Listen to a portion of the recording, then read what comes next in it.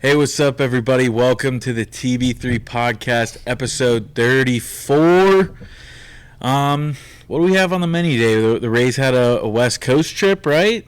Yeah, we have weather storms, we have aquatic animals on the menu, all that good stuff. I'm talking in code right now, but yeah, the Rays were on the West Coast. They weren't in the Bay. They were just on the wrong ocean, as I like to call them. Yeah. Do you think they saw the eclipse? I don't know. I didn't see the eclipse. I could put the glasses on and it looked like the moon, but like it was still bright outside. I was kind of like let down. I thought it was gonna be like dark at like 3 p.m. I was super let down because I didn't even have the glasses on. I just went inside. I'm like, there's nothing's going on. The sun's just really bright. I tried to look at it with just sunglasses on, and then I quickly realized on Monday I don't really know how eclipses work. I don't either. Yeah, that was what I realized, and You had to have the eclipse glasses. Yeah, which is like, what special powers do they have that don't work as well as sunglasses? I don't know, man. You know, I got the Oakleys. No, they don't do anything. Well, they're way darker because like I put it on, it was just like black, and then I like was like, what am I? Oh, it's like a moon, and that was it. That was my eclipse experience. So. Yeah. I tried to make a seer out of a toilet paper roll. It didn't work. Well, isn't that like how you like really... It's the DIY one. I thought that's how you like really like mess up your eyes. If you're at home and you stare at the eclipse too long and you can't... Oh, this is a good plug. And you can't look at anything, be sure to listen on Spotify. We have episodes without videos on Spotify. If you're on YouTube, what's up, guys? Thank you guys for watching. Like the video, subscribe, share it with a friend, and leave your comment. What is your least favorite thing about a West Coast trip when your team goes on it? Is it the late nights? Is it the fact that your team seems to like everything weird seems to happen? Is it the 2021 West Coast trip where the Rays lost 3 games in a row to the Mariners via walk-off? I don't know. See, I mean, me personally, I think the late night's like the best part. I don't know. Oh, I love the fact late that they nights. took the half hour off a lot of these American League games and National League too. It's amazing. Like the games are now ending a half hour earlier. Mm-hmm. Like it's like, oh, perfect. That's the cherry on top now. Yeah, ending at like 11:40, 11:45 as opposed to like 12:15 is huge for those West Coast. Yeah, because they've shaved a half hour off the games, and now they're starting a lot of games a half hour earlier with these teams. So it's an hour off the games. Like it is marvelous. Yeah, I mean both Tampa teams were on kind of gnarly trips. We're gonna start in the Tampa side of the Bay, but they were not in Tampa Bay. They were in Canada this week. We already mentioned that the Lightning got a big win over the Maple Leafs last episode on Wednesday night, and they stayed in Canada. They went, I don't know how geography works, but they went over to Montreal. I don't know if that's up. I think that's up from Toronto, right? Yeah. That's up and east. All right, they went up and east, northeast, if you will, to Montreal to face the Canadiens. And a second night of a back-to-back, so you gotta find some grit to win this game. And the Lightning didn't start off with a lot of grit, as about 3 minutes into the game, Joel Armia would score a goal for the Canadiens, put them up 1-0. But then the Lightning struck back, and this was about 10 minutes into the game. Nick Paul, who's been on a tear recently, I picked him to score a goal. He got it immediately. Shout out Nick Paul on the power play. 1-1 is the score, and then at the end of the period, about 3 minutes left, Mikey Eyssimont scores a beautiful goal, backhand forehand, some 5-hole in there, just a really nice goal. Mikey Eyssimont puts the Lightning up 2-1, and then that man again. So we're 2-1 headed into the second period, and that man again for the Canadiens. Joel Armia would score his second goal of the game and the second goal of the game for the Canadiens, making it 2-2 in the second period. But then after that, the second period was all blue, as Steven Stamkos, Nick Paul, Brandon Hagel, and Nikita Kucherov would score 4 unanswered goals in the second period to increase the Lightning's lead to 6-2 headed into the third period. Just a gorgeous period of Lightning hockey. And then in the third period, it got a little scary for a second, as Slavkovsky hits a goal to make it 6-3 Lightning, and then Cole Caulfield, once coveted prospect, now a kind of a what if, Cole Caulfield, he's still young though, scores another goal, makes it 6-4 Lightning, and it's getting a little dicey here. But the Lightning hold on. Steven Stamkos gets the empty net goal. Nikita Kucherov gets his 90th point on the assist. And the Lightning win this game 7-4 to sweep Canada in a back-to-back. Remind me, was this the Stamkos hat trick game? It was not. Okay. It was not. Foreshadowing. So he got 2 empty net goals this week then. Mm-hmm. Wow, Well, last week it was Cooch. This week it was Stammer. Good for him. Yeah, there's not much to say. Canada, they claim to be the best at hockey. It's their sport, but we go up there, bunch of Florida boys. They go up there and dominate them. I think it was a solid game all around. I think second period was awesome. It was like, they were scoring, I think, just about every 4 minutes in that period, so that was kind of a relief. Don't like seeing Montreal kind of come back in the third period, but that's okay, because when you build up such a good lead, things can happen. You don't want to let off the gas too much, but that's what I'm saying. It's important to build up a strong, consistent lead, so you don't have teams come back, or it's not just a 1-goal game and you're just trying to stay alive. That's my thoughts on this game. Yeah, and this time of the year, it's great to have that kind of lead, because you can kind of pull back a little bit, because right now we're storing up our energy for the playoffs. So that was nice, and I feel like I'm a little bit less concerned when the team comes back in that kind of situation, because again, this is what we're playing for. Take a little bit back, because we need that for May. Exactly. And no, it's April, not May. May. It's not May. I was trying to remember April what to month June. April to June. That's I couldn't remember what month it was. That was. We're in April right now. We are in April. Do they get to July, or is that just basketball? I can't remember. It depends on how deep every series goes. In the actual calendar that they usually play, that either the NBA or the NHL get to July. I think that was a COVID. That might have just been COVID. That's what I'm thinking of. Yeah, it was a COVID thing. And like these guys said, when you have a 4-goal lead and just a crazy second period, you have more wiggle room, which is important in this game, because the Lightning were on the second night of a back-to-back. So when you get to that third period and you're kind of running out of gas, 2 cities, 2 nights, you just played a really big game against the Maple Leafs the night before. You're kind of against a lesser opponent, so it's easy to kind of take your foot off the gas. So I'm with these guys. I'm not really concerned about the third period antics, if you will. I think really the only thing that I saw that was just a little bit concerning to me was, we talked about it last week in the Red Wings game, and it kind of came up again in this game. The Lightning allowed 2 or 3 goals just because of net front presence, physicality in front of the net. There's a couple just loose pucks. They put it in, rebounds, screening of not Andre Vasilevsky this game, Mac Tompkins. So the Lightning were doing a good job, and they need to get back to kind of being able to be physical and in front of their net and winning those battles in front of the net. Completely agree. I thought Toppy played pretty well. I think he did great. 26 saves on 30 shots. Well, made some big saves, especially it was score was 6-4, and the Canadiens were trying to cut that lead to 1. And he made a couple big saves in that situation in the third period. So you can't really ask for much. I think they were saying he knew that he was coming up to play a couple days before the game. He had to pack up all his stuff from the minor leagues, get to Canada, and get there. So it's a crazy experience for him. It's not normal for your backup goalie, because obviously he's the third string goalie. So you got to give a lot of props to him for taking an unusual experience and playing good ball. Yeah, that's a great point. You never know when your number's going to get called, but I feel like, at least off the top of my head, when we've needed him to come and play for the big squad, he's done pretty good. And that's what you want, is just somebody.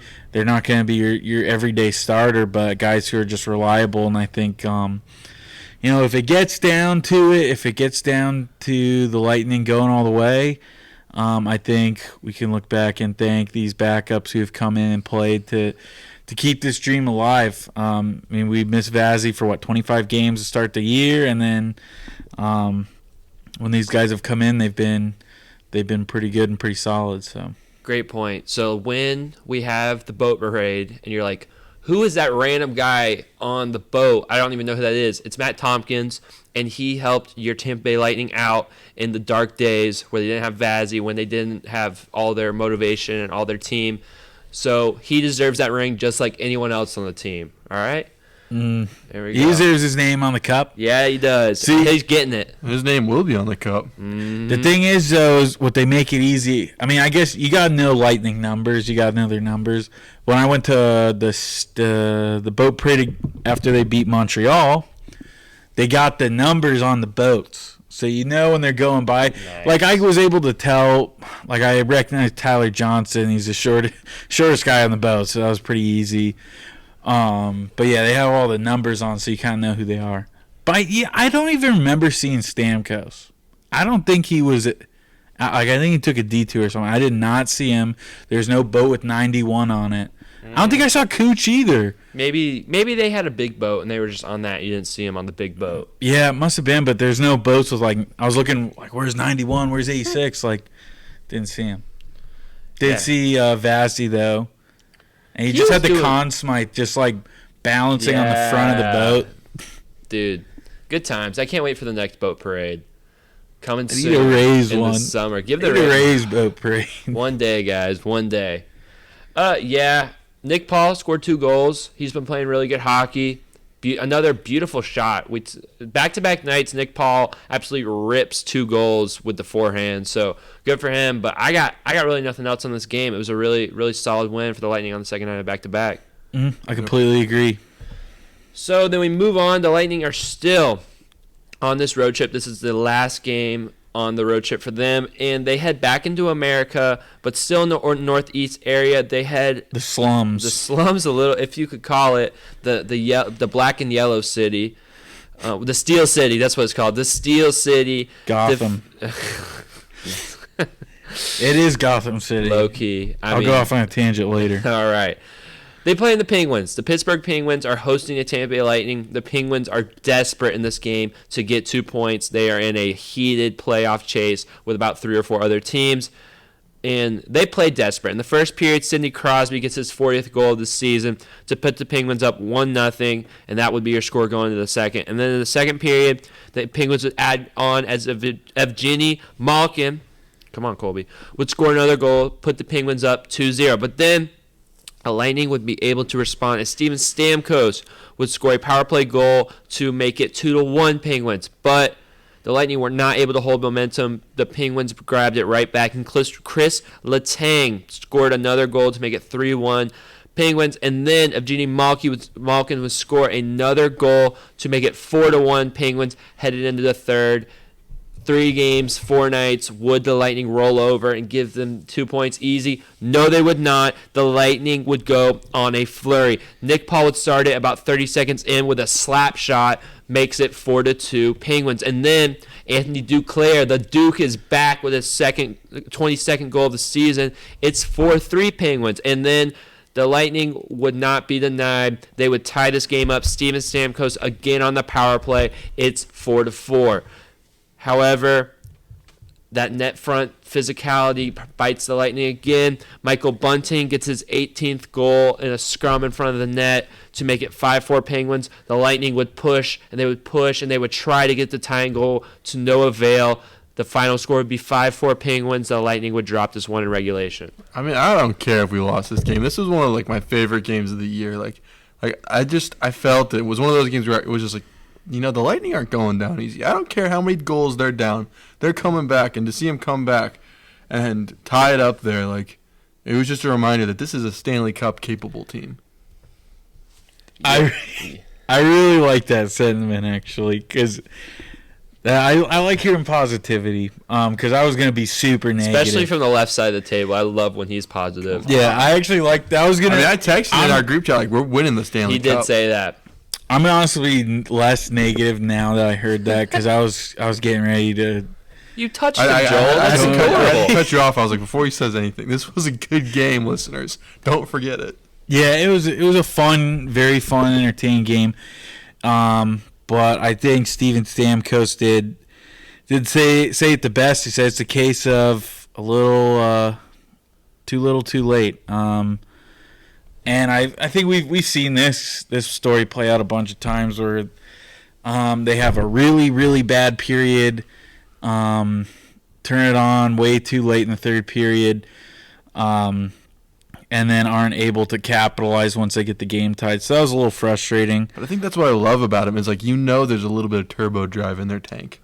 Yeah, they got it, but you just wish they would. That's the winning mentality that they have. Like we still got it. You wish they could play like that consistently, though. You know what I'm saying? They gotta save it. They only have little spurts of it. You can't play those spurts consistently. You just never. If they did that, they'd be the greatest. I'm not saying like. Here's what I'm not saying like that. If they did that, they'd be the Boston Bruins of last year. You run out by the time of the first round. But Boston's just good at choking. I'm not. I mean, I know there's certain where you just are super hot. You can't do that 60 minutes a game. But if you just avoid having a horrible second period, you don't even need that. It was just sloppy play that whole second period. Couldn't get any shots on the board, and that's what frustrates me. Also, that ref is dead. R.I.P. That referee. That was crazy. He actually is conscious and in good health. By the way, I saw the update on Instagram, but yeah, that's crazy. Yeah, I was just kind of like, because the game stopped. I expected to be like going to commercial or something. I just look up and he's just flat on his back, not moving at all. I was like, oh, here we go again. Some people say it could be the vaccines, but he got absolutely killed by Hayden Fleury. Yeah, so that's crazy. I had to bring up that ref getting hit because that's just crazy. Tough, man. As a basketball referee, I don't know how the hockey refs do it. That is a lot of physicality. They jump up like on the boards. They jump off the ice sometimes, like into the bench. I don't know how they do it. They're impressive for sure. They're tough. Yeah, they're pretty tough, and they got to break up fights and stuff too. Yeah. Like other refs don't have to deal with that as much. I mean, hockey it could be once a game. So, yeah. But yeah, honestly, to Will's point, the Lightning, they had this burst, and they always have the burst. And like Will said, if they just had played a little cleaner in the first and second periods, that burst would have propelled them to a win. The Penguins took away the puck 8 times in this game, and the Lightning gave it away 4 more times. That's just too much looseness with the puck. It's when the Lightning struggle, that's what happens. They're not being good with puck control. The Penguins kept taking away the puck. The Lightning could not get out of the zone, and that's what caused just a dominating first 2 periods for the Penguins, honestly. And if just a little bit cleaner, it's 3-1 instead of 4-1, or it's 2-1 instead of 4-1. I mean, Vazzy played a pretty decent game, and then you get those 3 goals in a row, and it's 4-2, or it's 4-3. It's just those little things come back to bite you, and you spend all that energy trying to come back. It's hard to hold on and get that last goal at the very end of the third period. So, this is a fun game. I think this was probably the best atmosphere the Lightning have played in all season. Like, it definitely felt like a playoff atmosphere because of just the desperation of the Penguins right now, and combine that with how good the Lightning have been playing, that felt like a playoff game. So that was fun. It was a really fun game. The Lightning, it kind of felt like they had really nothing to gain and kind of, I guess, everything to lose, but not really. But then the Penguins just were the more desperate team, and you just kind of saw that. And even you're playing such a desperate team, and you really don't have anything to gain this game. You've played 3 games in 4 nights. You could easily roll over it, and you still come back. That's championship mentality. That's championship fight. So I got to give a lot of credit to the Lightning, even in a regulation loss. I gotta be a little negative. I can't. I get it. I can't be the only. We can't all 3 be like giving them flowers for a loss. I got 2 bones to pick down. Number 1, Evgeny Malkin. All right, that guy is 1,000 years old. He's so old. He's 1,000 years old. Okay, your parents come to the game and they're crying because you scored 2 goals in a regular season game in April. Like, they were showing that on the TV, and I was just dumbfounded. Like, this guy has had a whole career worth of goals, and you're crying because he scores 2 against the Bolts? Like, it's that special? Like, that, seriously, that just makes me so mad for some reason. And then, yeah, if you're from Pittsburgh and you're listening to the show, I'm sorry. It's a dump. It's a dump. That city is disgusting. Hey man, my dad sometimes listens to this show. He's from Pittsburgh. He lived there for a little while. He probably agrees with me. I'm sorry, Grandma Donna. He doesn't mean this. He probably agrees with me, or like I went there 2 years ago, see the Pirates actually, and I'm a man, right? I fear nothing, but like walking to PNC Park, I've never felt more unsafe in my life. That's how dangerous that city was. And it was dirty. There's trash everywhere. Like Pittsburgh, come on. You got cool sports teams. You have all the same colors. Fix your city, though, man. Figure it out. Did you get a Clemente Brothers sandwich? Yeah, I did, actually. Was it good? Oh, dude, okay. That saves them a little bit because that sandwich is amazing. Just that's what Pittsburgh's here for. Yeah, I've recreated that sandwich at home. It's that good. Okay. The capicola, and you put the fries on it with the coleslaw. What is it? I've never even heard of this. It's Clemente Brothers, right? Yeah. And Clemente or Clemente. I think it's like a chain of sandwiches, like a sandwich shop there, but they have one in the stadium. And I go on this little ballpark trip, and they're like, you have to try the Clemente Brothers sandwich. And it's like, I don't know what kind of bread it is, but it's like capicola meat, French fries, coleslaw, but it's like their special coleslaw. There's like some kind of vinegar in it or something like that, and it was so good. It was so good. That sounds up my alley, man. I'd eat that. That's one day. I want to go, dude. I want to go to PNC Park. It's a beautiful stadium. Apparently, I don't want to walk to PNC Park. You want to take an Uber right to the stadium? I'm serious. But do I want to get an Uber with a Pittsburghian? I mean, you throw on the Pirates cap. Like, they're no threat to the Rays. You throw on the Pirates cap, and you're all good. But no, if I had all the money in the world, we would take a TB3 road trip. Go to all the ballparks, try all the food, do reviews. But dude, we need more support from viewers like you. Like and subscribe. There you go. Tell a friend. Super comment on the YouTube video. Something like that. Do stuff like that, and we can make more content. We have years and years to get the support and then get to all these ballparks. So it's okay. We'll one day. I'm at 13 to 30, I think. 13. You're at 13 to 30? You got to get to the Coliseum this year before it goes. Too late. It's too late for that. You can. That's fine. Just go to Sacramento instead. Even though I'm waiting for that beautiful Vegas stadium. I'm at 5 out of 30. I'm sad I missed out on going to the Coliseum because I really want to pee in their urinals. It's like one of the troughs. That's crazy. Yeah. I don't want to get mugged out of that stadium. That's outside of it. That's the only problem. Who's going to mug you? There's no one there.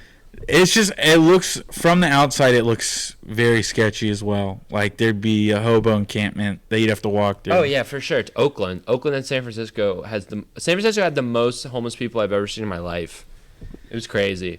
I was too young. I could have checked out Oracle Park when I went to San Francisco, but I didn't. I missed out. So that's a bucket list one. I really want to do that. All the California teams really. Petco, yeah, beautiful stadium. Dude, my friend's friend just got called up for the Cubs, and he made his first start against the Padres at Petco Park. So, there you go. Shout out Ben Brown. He went 4 1/3 scoreless against the Padres. First start. It's pretty good. Yeah, he's 98 miles per hour fastball. Flings that thing. So shout out Ben Brown on the Cubs, but he's not a Ray. He's also not a Tampa Bay Lightning. Maybe we'll trade for him. Maybe we'll trade. Dude, I would like that. Oh, that'd be awesome. We got to move on. Blue Jackets. Next game. Unless anyone has anything on the Penguins game. That was really it. I just had to settle. I had to call out the city of Pittsburgh. Just had to get on your soapbox. And Malkin's parents. Delay us 6 minutes. Malkin's parents needed that. I'm with Will. That's crazy. Maybe he's retiring, and it's like, was that their last home game? Nah, it can't be. There's no way. It can't be. There's no way. I think they played at home tonight against. I mean, if we're playing devil's advocate, they might be thinking that's the last time they're going to see him live. So just going back on the positive train here. Yeah, I don't think so though, because I'm sure if that guy wanted him at every game, he could figure that out. Yeah, true. He's like a Hall of Famer. He could put him up at the. Probably not that fancy, but the fanciest hotel in Pittsburgh, and they can just Uber him to the game. Facts. Yeah, valid. So again, there's no reason for that. Speaking of travel time, the Rays traveled all the way back to home. They're back in Amalie Arena. Hosting. Rays? Oh, dang it. It's okay. It's okay. I messed up something last week, and no one corrected me, and I was like, why do I keep saying that? I think I said, like, pitching instead of hitting on the episode. But, all right. 3, 2, 1. Speaking of travel time, the Lightning traveled all the way back to Tampa Bay to play in Amalie Arena in front of their home crowd against the Columbus Blue Jackets. They're a lowly team. The Lightning are trying to pick up another 2 points to bounce back from this tough game against the Penguins. In the first period, they came out like they wanted to go crazy, as Braden Point scored his 44th goal of the season to put the Lightning up 1-0. But then Kirill Marchenko would score a goal to tie it up 1-1 headed into the second period. And then Kirill Marchenko would score another goal to put the Blue Jackets up 2-1 on the power play about 7 minutes in. And we're thinking, man, are we fooling around at home again? Is this what the Lightning's doing? No. They would score 4 unanswered goals to end the game. One would be by Steven Stamkos on the power play to make it 2-2 headed into the third. And then the third period is when the Lightning flex their muscles as Anthony Cirelli would get his 20th goal of the season to make it 3-2 Lightning. And then Steven Stamkos would get his 38th of the season to make it 4-2, and then Steven Stamkos would complete the hat trick with an empty netter, his 39th of the season, to make it 5-2, and that would be your final score. The Lightning win this one 5-2. Yeah, solid game, but the offense knew when to turn it on there in the third period, scoring 2 back-to-back goals in 16 seconds to basically put it out of reach. Yeah, just a solid win. Not a whole lot happened. Shout out to Steven Stamkos. Dude is on fire right yeah, now. you know what's crazy is he is the first Lightning player to ever score multiple goals in 3 games straight. Did you know that? It kind of seems hard to believe, but it's true. Great players, but yeah, it had to be him, man. He's just for that record. He's also scored 6 games in a row, scoring a goal, so he's been on a tear recently. Just honestly vintage stammer. So it's really awesome to see him playing at this high of a level. We know how Kucherov has been playing, just insane, and then you have all these guys, but even Stamkos, who's kind of been, your special power play weapon, your guy that you're not relying on. He's playing at a great level, so the Lightning just look more dangerous and more dangerous by the game, honestly. Mm-hmm. The Stars are playing like stars, and that's how you know we are a contender. Yeah, I really want like a Steven Stamkos takeover, like playoff run. Oh, that would be beautiful. Like, I still want the boys to tears. Like, I still want Cooch to get his flowers and Point, all those guys, but like having Stamkos lead the way to another Stanley Cup. Stamkos puts everybody on his shoulders. That'd be awesome. That would be crazy. Just to leave no doubt. And that's what's kind of crazy, too, is I feel like everybody talks about Stamkos like he's kind of getting up there and stuff. But, again, he's like 34. And like I said earlier, there's dudes who could be fossils on some of these teams. So, he can play like 6 or 8 more years if he wants to. If he wanted to, yeah, he could. Yeah, and then the other star, Nikita Kucherov, 4-point night. He kept his lead for the points. He's in a tight race with McKinnon, and he just keeps him at arm's length. He's doing such a good job. I think it was back-to-back games with 4 points for Kucherov. He's insane. It's insane. I've never seen a season like this from a hockey player, honestly. Just up close and personal, watching him almost every night has just been a joy to watch. He's playing so good, and it's just sometimes you got to take a step back and just appreciate the greatness that Nikita Kucherov has been in 2024. Yeah, he's so good, and sometimes I think people don't talk about it enough. And we've harped on this a bunch, but you take away Nathan McKinnon from the Avalanche, and they might drop off a little bit, but they still got plenty of speed and talent. Not saying the Lightning don't, but Kucherov is so important to the Lightning as far as how he sets up scoring opportunities and just scoring himself alone. You can't underestimate the value that he brings to the Lightning when it comes to some of these trophies that are coming up. Like, he deserves all of them. He really does. Every single one of them. Just give him the whole case. Mm-hmm. Everything. He's playing hard too. Like they're just in tonight's game. Tonight being Thursday against the who do we play? Senators. And then we lost. I don't remember. Anyways, Spoiler alert. He caught up so quickly on a 2-on-1 breakaway to play defense, and it's like that's my Cooch, man. Like defense, offense, whatever he's got to do, he's playing like a star. He's also been playing doing really dirty work. I love him. He's also been playing really long shifts. To build on what Joel said, I think he had a 3-minute one tonight. Yeah. I mean, he's been consistently doing 2-minute shifts, so he's playing a lot. He's been playing long enough to be like with different lines. Like he usually stays out there for extra shift. John Cooper lets him stay. So, I mean, he's playing a lot, too. So, he's really carrying the Lightning on his shoulders for a lot of aspects of these hockey games. So, you just can't give him enough credit. He's awesome. Mm-hmm. Yeah, I guess this Blue Jackets game, it was a pretty standard win. I mean, really just the Blue Jackets took the lead. They ended up having back-to-back power plays, and they would score on the second one. So, there's nothing much you can do. But then, like we said, 4 unanswered goals from the Lightning. Really, really dominant third period. Another one of those, another third period shutout for the Lightning. They've been doing that a lot recently. Once they got the lead, they kept it. So, I mean, all the good trends of what the Lightning have been doing kind of just kept rolling on for this game. The Blue Jackets are not, by any means, an elite team. They're a pretty mediocre team. So they got Johnny Gaudreau, man. Yeah, they got Johnny Gaudreau.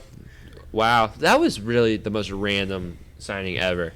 Oh, people were laying into him for that, actually, because they were like, he left Calgary. Like, he just didn't want to compete. He couldn't handle the playoffs. I have a comparison. Johnny Gaudreau is the Chris Bryant of the NHL. Mm-hmm. So that makes sense. He went to a random team, took a bag, and now he's irrelevant. Yeah. That's it. He's irrelevant, but is he still I don't know stats for Columbus, but is he at least producing for him? Because at least, like in Chris Bryant's case, I mean, he's pretty bad. Oh, he got a home run off of us, of course he did. He did. He also grounded to a key double play. Yeah, and he struck out like a dozen times. So, Javi Baez, another one. Yeah, but I think that's a good comparison. I think Chris Bryant and Johnny Gaudreau, that's what I'm going with. I'm sticking to it. Maybe he just really likes the city of Columbus. He might be from there. No, I don't think so. That's a Canadian name for sure. You're right.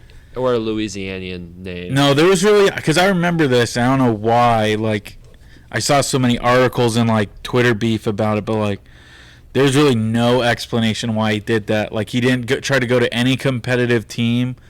He just went to like one of the worst teams in the NHL and was like, well, that's it. Maybe he just wants a longer off season. Must be something like that. But everybody on Twitter was saying he was soft.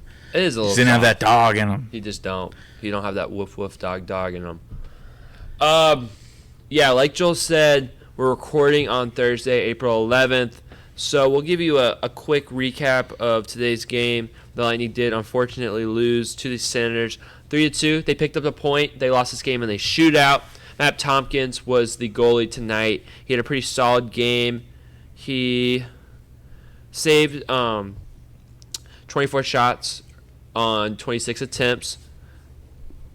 Oh, no, I'm sorry, 25 on 27. I mixed it up. But solid game for Matt Tompkins. Connor Sheary and Braden Point got 2 goals in the first period to put the Lightning up 2-1. However, they went scoreless for the rest of the game. The Senators got a third period game-tying goal, and then they would win in the shootout. The Lightning pick up a point, but just kind of a sloppy third period for the Lightning. A bunch of penalties taken, and that was kind of the story of this game. Yeah, we got the opportunity to watch this one together, I think you said it the best. I mean, just kind of a sloppy third period. It is so unfortunate though because Forsberg for the Senators had a unreal save on Braden Point in overtime. There, I feel like, man, what a save. Good for him, but man, that's frustrating. That was really like their best opportunity, and they were playing. I'd say they played very well in the overtime period. I agree with that actually. Like Joel brought it up too about Kucherov like having to play defense. Like they were really in it to win it. It's just frustrating because they had their opportunities. Forsberg just was on another level when they got the overtime and in the shootout. So yeah, they weren't able to convert a single shot in the shootout. Stammer punctuated it with a shot off the, I think it was crossbar. It was a crossbar. Yeah. So just you heard the ping. You heard that ping, and it was unfortunate annoying. ping. Yeah. So it was a frustrating game. The Lightning. They mentioned this on the TV, but the Lightning they couldn't get that cross ice pass game going. The Senators were really aggressive, like up in the zone to try to take away. They may have figured out our power play tonight too. Yeah, I think that's kind of always been the formula, is to not let the Lightning sit around and pass, because if they tic-tac-toe you, they're going to kill you. It's always kind of been get up in the Lightning, muck up the power play, make sure that they're kind of knocked off their spot. And the Lightning are able sometimes to kind of combat that, but tonight they had nothing for it. That aggressive penalty kill got the best of the Lightning. Both teams killed off a 5-on-3 in this game, so that's great. The penalty that's kill. the sad thing too. It's like usually there's, like they usually say, like the team that doesn't score on the 5-on-3 loses. But tonight we both didn't score on ours, so someone had to win. Yeah, and then they kind of blew it because they kill off the 5-on-3, and then they kill off the power play, and then they give up a goal like 2 seconds later. Mm-hmm. So that was frustrating. It was a frustrating game for sure. It was sloppy game. I don't think that Ottawa did anything like new that's gonna ruin the Lightning's power play in the future. I think they were just really aggressive. The Lightning were a little bit too sloppy and loose with the puck. And that's about it. A couple injuries. I guess Tyler Mott got hurt, so hoping for the best for him. And, yeah, the Lightning are a little banged up right now, so hopefully they can get kind of full strength headed into the playoffs. Sergei's coming back sooner than later. That's what I've been hearing. Yeah, he might be back maybe like the late first round, maybe second round of the playoffs. That'd be interesting. It'd be interesting to see how they use him. Do they just throw him into the fire? Like, depends on, I guess, how his rehab starts and his practices are. Those guys are good at covering up injuries, so, I mean, I wouldn't be surprised if he got thrown to the Wolves. Because you always hear about, like, these guys are, like, falling apart literally, and they're playing lights out in the Stanley Cup, and then they release the injuries after. Yeah. And it's like, oh, his shoulder is completely dislocated. 7 broken ribs. Yeah, broken leg. Yeah, so these guys are tough. It's crazy going from baseball to hockey, like, all of that, and then, like, Brandon Lyle's like, I swung it back too hard. My side is sore. I'm out for a month, guys. Like, that's literally he's out for the year. He's out for the year, guys. Okay, maybe. Honestly, Curtis Mead's better anyways. Who cares? But yeah, it's just funny going from that. It's like, oh, my bicep hurts, guys. I can't play. So yeah, hockey players are tough. They're the toughest players in sports, regardless. Brandon Lyle just catching random strays, like. Just watch that just out of nowhere. Dude, the whole Rays fandom knows it, though. Like, everyone was posting that tweet, and it was like, oh, you're regularly scheduled. Brandon allowed to the IL tweet in April. So he has a reputation, and the only way to get rid of that reputation is to stop getting hurt, and it's not going to happen. So they're trading them at the deadline. Curtis Mead and Caballero and Ahmed Rosario are better anyways.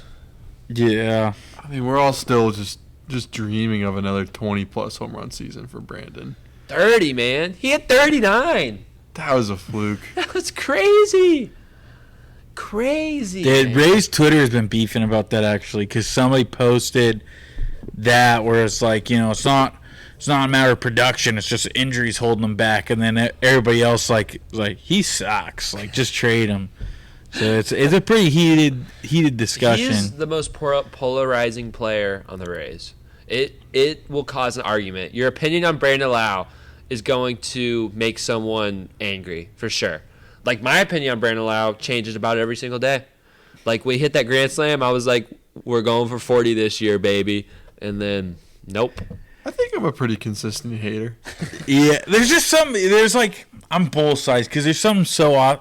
When that man is hot, man, dude, there's just something about it. He's like, clutch, too, when he's hot. Like, yeah, and just a nonchalant, nothing looks difficult to him. He's got the same. He just drops the bat, drops his head. It just makes me mad, though, because I'm like, we know you're about to go cold in like 2 weeks. Why can't you just do this more, man? Like, every time he hits a home run, that thought kind of goes through my mind.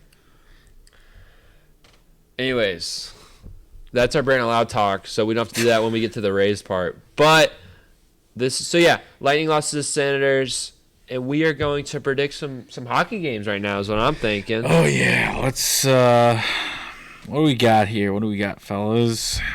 Let me pull up the predictions here because we're back on track. And as we stand, while Will's bringing that up, the Lightning are pretty much locked into that first wild card spot. It's very likely that they're going to play the Bruins in the first round, so buckle up for that. We know it's going to be hard, fast, competitive, and the whole shebang is going to be a great series. So just buckle up for that, Tampa fans, because that's what we're on a one-way collision course for Boston-Tampa first round. That's really scary. It's scary, but it's fun. Now that I'm really excited. digesting this, Boston is still really upset about the first round exit last year, so. They're gonna have to be upset. They got some revenge in store for this. Also Nikita Kucherov has 141 points, and he's first in the NHL. Absolutely freakish. Mm. Yeah, Boston's going to choke again. We own Boston. We've said this all along. So are we going to predict the last three? Do I have to go back on my negative seat here? Not if you bring up something from 12 years ago. The Red Sox we did 2011. Red Sox. All right, I'm just 2021 still rings in my ear. That actually still rings in my ear, too. Oh, I went to that game. Jordan Luplow, grand slam, and they still lost. Ha. All right, just making sure we stay humble here on this. But yes, Will, I think we predict the last three or four games of the regular season. Yeah, there's only 3 games. Wow. So if you haven't gone to a regular season game, you only got 2 cracks at it. I was thinking about this. I feel like the hockey season kind of flew, man. Yeah, it did. It kind of flew. I feel like we're just getting started, and now we're getting to the playoffs, which. This is the good stuff. This is the juicy stuff. I've been waiting for this all year. First time we're covering it too. I'm so excited. We got some content planned out. Got something pretty special. Yeah, something pretty special. Get the fans involved. Maybe. Might be some foreshadowing. But you got 3 games left of this season. The Lightning will face the Washington Capitals Saturday, April 13th at 5:30 p.m. That's on Bally. Then Monday, the Lightning's penultimate home game, April 15th at 7 o'clock on Bally. They will host the Buffalo Sabres. And then Wednesday, April 17th, to close out the regular season, they're at home against the Toronto Maple Leafs. That is 7 p.m. on TNT. That's awesome. Getting the game on TNT. So, yeah, you got 2 cracks, Monday and Wednesday, if you want to get to a regular season playoff game. Or you could save your regular season home game. Or you could save your money for their playoff series. But, we like to give you options. Or go to both. If you're rolling in dough, go to both. If you won the lottery or something, go to both. So yeah, that's a big – so it's at Capitals. At Capitals on Saturday. That's a big game for them. They're going to come out hot. The Capitals need that game. Because all right, I'm going to look at it. The Detroit is in that spot right now. Yep. Detroit's in that spot. Right now it's all about the games in hands, too. It's Pittsburgh. If it ended tonight, Pittsburgh would have the second wild card. What are the game in hands? They all – so – Pittsburgh has a 4-way tie for second, but Pittsburgh has the upper hand. Wow. With 86 points. Washington right there with 85 points. Detroit and Philadelphia also have 85 points. So if the season ended today, it would be your Pittsburgh Penguins. The Capitals are going to come out with their hair on fire in that game. We could just spoil their season, though. That would be fun. That would be so good. Yeah, that would be awesome. We still remember 2018, and we're mad. You don't get to go to the playoffs. That would be nice. And maybe, let's see, if Toronto lost 2 games, Lightning win 2 games. Maybe I'll post that video of Ovechkin at the Stanley Cup parade. No, if Toronto didn't. We needed that extra point tonight. No, if Toronto does not win a game the rest of the year, they have a trash schedule, and the Lightning win out, the Lightning would get that third spot. I think Toronto's got Florida.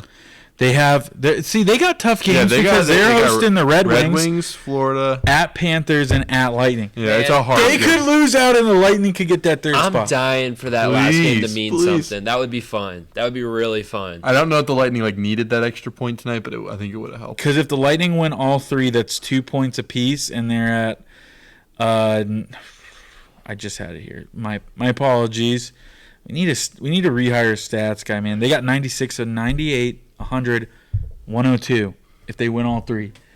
Toronto's sitting at 101. Because I think Toronto's got the tiebreaker if they were to go tied 1-2. points, yeah, but they're at 101. So if they lose out, they don't even get a game to OT, and the Lightning win out. We need some regulation losses. So you're saying there's a chance? There is a chance. There's definitely a chance. That extra point would have been nice today. That's all right though. Honestly, I don't. Panthers, Bruins, it doesn't matter to me. We're beating them both. Don't care. We're gonna have to beat one of them at one point and the other at another point when we win the Stanley Cup. Mm-hmm. It's gonna be a fun little revenge tour. I think that's what I want to call it when we do our little TB3 special for the. It's gonna be revenge tour. Write that down. Revenge tour. I do think we used that for the Bucks though. We did. Did we title an episode that? I think but they had a revenge tour too. We did, but I don't care about reusing titles, man. It's fine. Or yeah, something if we're gonna like be that. doing this for the next 20 years, we're gonna be have to use it again. We could revenge run. No, come on, just revenge. All right, tour. we'll see. Just a little on-show meeting. We'll see. Yeah. All right. That being said, the Lightning are going 1-2 this week. I don't think they're getting that spot. 1-2. Jolly Roger, what happened? Sorry. I think Capitals are going to beat them. I think it's going to be similar to Pittsburgh. He's playing for points now, not his heart. I don't care about these games. I want to play Boston. I know we're beating Boston. I don't even care. You can clip it right now. I want to play Boston. 1-2. Give me... Who do I want? Give me Darren Radish to score a goal. Your negativity is going to cost you this week because you know what? I think we're going to get that third spot. It's just going to work out. Toronto sucks. We're going to finish the season on a high note, winning 3 in a row. And I want to pick him again. Give me Duclair. Duclair scoring a goal. I want to be the first one on the show to pick that and get it right. So Duclair will be the goal scorer. And you, all right. Joel. I mean, I've been flying on clouds. I've been on clouds. So I'm going to have to go 3-0 as well. I don't know if we're going to catch Toronto, but we're going into the playoffs hot. Everybody's scoring. Vazzy's looking great. 3-0. And I'm going to go Anthony Cirelli. I should have remembered this before the show started, but I think the other day he had 2 goals taken off the board. Mm-hmm. So he deserved a hat trick. You have Anthony Cirelli. You have a hat trick in my heart. If I was at that game, I'd have thrown my hat. So. Yeah, we talked about this last week. We were big believers that someone should have thrown hats. That was a great point to bring up. Okay, yeah. So I couldn't remember if that was this. That was week. the Red Wings game, I think. Yeah, I love you, Anthony Cirelli. You're getting me a goal. I think so. That's a good pick. Yeah, it's a good pick. Back over to the baseball diamond. So that's our last regular season predictions for NHL. Like Stanley Cup playoffs are here. That means the predictions are coming to a close very soon. So just be ready for the episode where we announce who wins. We'll probably have a trophy or something. Yeah, we got to come up with something. Yeah, maybe a Stanley Cup type trophy. We can all, like, your name goes on every time. There we go. I like it. I love it, actually. All right. But right now, we're going to go to something that also gives us points. We're going to the baseball diamond. The Tampa Bay Rays headed out west. 2 series, 6 games.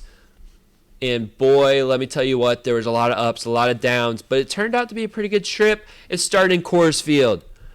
Denver, Colorado, Coors Field, a place where they actually have seats that are a mile high. You can look that up. Jose Siri went up there. Trisha Whitaker went up there. Those seats are actually a mile high. And this was their home opener, the Rockies' home opener, to open up just another lousy season for them. But they still have hope. It's early on, and they're going to come out fighting. And so are the Rays. In the first inning, Isaac Paredes gets an RBI single. Nolan Jones ties it back up in the first inning. This game is started by Zach Littell going against a no-name Rocky, Adam Gomber. Austin Gomber. Sorry, Austin Gomber. So, 1-1. Then in the second inning, Yanni Diaz would get an RBI single, 2-1 Rays, and it would be that score for a while. Zach Littell would go 5 innings, and then we would give it to the bullpen in the sixth. Mr. Colin Poche would be the first one to suck as the Rockies would get 3 runs in the bottom of the sixth. That was punctuated by Ezekiel Tovar, 2-run home run. It's 4-2 Rockies. And then in the 8th inning, the Rockies would get 2 more with the aforementioned, actually, Chris Bryant home run, 422 feet, 6-2 Rockies, headed in to the top of the 9th. Is this another loss blowout for the Rays? Nuh-uh. No, sir. The Rays would rally. Harold Ramirez, RBI single. It's 6-3. Ahmed Rosario, ground out. It's 6-4. And then Big Ben, not the clock, the catcher, would get an RBI single. 2 runs would come in. It's 6-6. The Rays have come back to tie it. And then on an error, on a ground out by Jose Siri, the Rays take the lead. 7-6. Oh my goodness, what a game. And then Pistol Pete Fairbanks comes in to close the game. He walks 3. Jason Adam comes in. Ryan McMahon, grand slam. The Rockies win 10-7. But it's baseball. We'll come back to talk about this game because it sucked, but it's baseball. We're on to the next night. And the next night would start off pretty similar to the first night as Isaac Paredes would get our RBI single in the first inning once again. But then with Tyler Alexander on the bump, the Rockies would be able to capitalize. They would score 6 runs through the 6th inning. They would be up 6-1 after the bottom of the 6th. And then the Rays would start to get busy as they would get into the bullpens. Ben Rortvedt would get a 2 RBI double to make it 6-3 in the top of the 7th. And then in the top of the 8th, with 2 outs, nobody on, the Rays found some magic. Isaac Paredes would hit a solo home run to cut the lead to 2, 6-4. And then Harold Ramirez had an RBI double, made it 6-5. And then Ahmed Rosario ties the game up 6-6. And with runners in scoring position, Yandy Diaz comes through with a 2 RBI single, makes it 8-6. And this time, the Rays bullpen would hold and win this game 8-6, and we head to Sunday for a rubber match. And this game would be started by Ryan Pepio, and let me tell you what, it was a doozy by him, and he got some run support to start it out. Austin Shenton, his first career hit and RBI for the dude, would bring in the first run for the Rays, 1-0 Rays in the second. And then Jose Siri, who's been on a tear recently, makes it 2-0 Rays after the second inning. And then in the top of the third, Brandon Lau would get an RBI single to make it 3-0 Rays. Ryan Pepio was amazing through 6 innings, and then once we got to the bullpen, it got a little scary again. In the bottom of the 8th, Elias Diaz would make it 3-1 on an RBI single, and in the bottom of the 9th, Sean Armstrong's in, and Brenton Doyle would make it 3-2 Rockies, but Sean Armstrong would hold the line, and the Rays would win this game 3-2 to take the series in Colorado. I never want to play in Colorado again. See, this is where I was going to be really negative. I just get a series win, but you're playing the Rockies, man. Playing the Rockies, and it was just way too frustrating of a series for me to feel that happy. I hate to say it. I think this should have been an easy sweep.